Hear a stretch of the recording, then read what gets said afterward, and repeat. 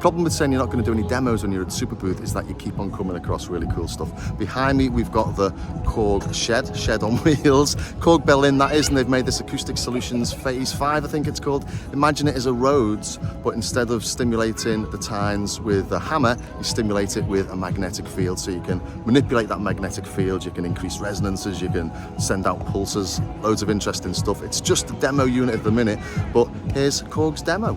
Acoustic mode, and this means that every time we hit a key, we excite the resonator once, and then we don't do any feedback.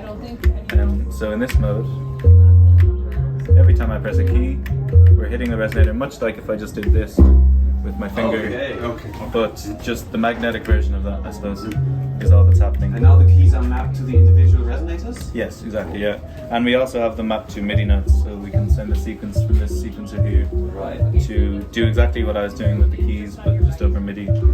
And so you're making it's very plucky now, so you're making them stop again via the magnetic field?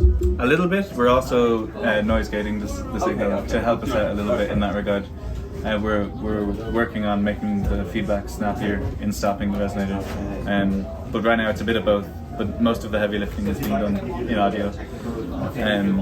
So yeah, this is the most simple case. We hit the resonator and they ring out. You can see if we damp the resonators, they get different sounds. Oh, sorry, I was hitting the wrong key. If we damp the resonators, they get different sounds. And you can also lay things on top of the resonators to prepare the resonators and make them sound a little bit different, or you can sort of touch things off the resonator. I want to get the sequence going again. Touch stuff. I now can't see which notes are being played.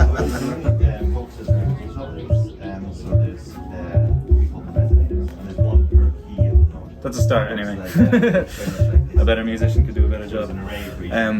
Where things get a little bit more exciting is where we have feedback between the pickup and the driver so that we can keep the resonator moving. In this mode, if I press a key now, the resonator keeps moving for as long as I want it to, as long as I'm holding down a key in this case. And that's just continually sending a pulse through, is it? Or just that holding the magnetic field? Yeah, it's sending pulses into the magnetic field at opportune moments to sort of keep it moving. If the resonator is like a kid on a swing, this control system is kind of like the person pushing the kid on the swing. Do you mind me putting you on video, by the way? No problem, yeah, of course.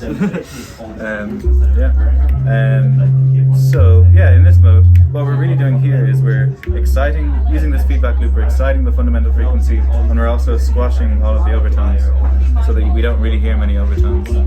If I put this overtones knob up a little bit, we start to hear, for one resonator, still just this thing moving, so if I stop it, it stops, but we're hearing its overtones because we're kind of exciting them in this feedback path.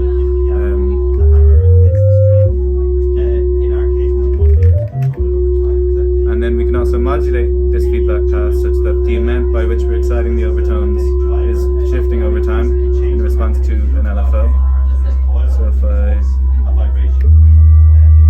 can have kind of slower modulations in the overtones or quicker modulations depending on this LFO. And all that's doing is it's modulating the amount by which we're encouraging its own resonance to happen.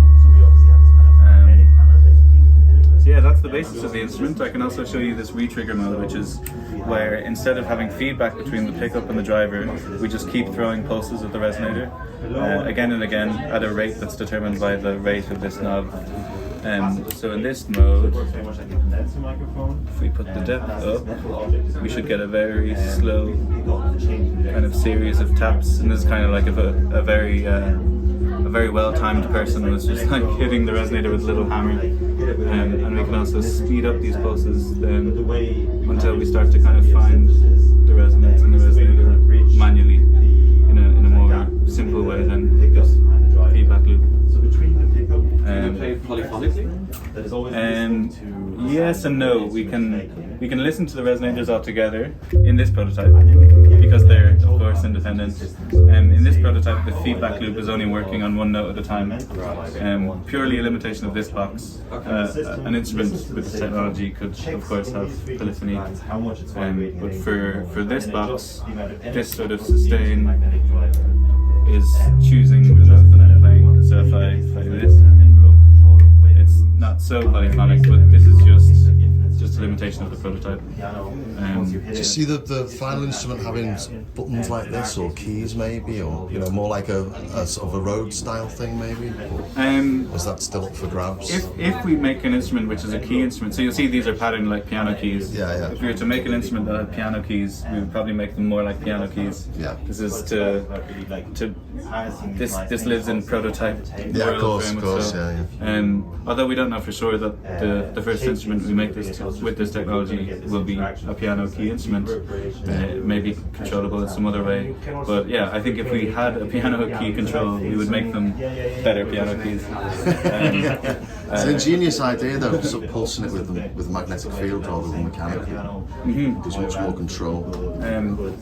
Yeah, we're quite proud of using it in the context of an acoustic instrument. It's the idea, which is it's called balanced armature. It's used in audio. It's used in earphones sometimes and headphones, I think. This principle of using a magnetic field, a static magnetic field, and a coil to sort of pull something metal up and down.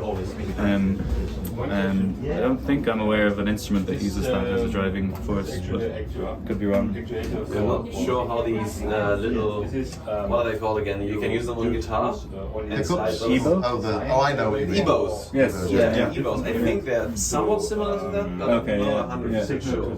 Yeah. Similar principle of exciting something metal and magnetism. It's something that otherwise would just be like very excited and just. Exactly, yeah.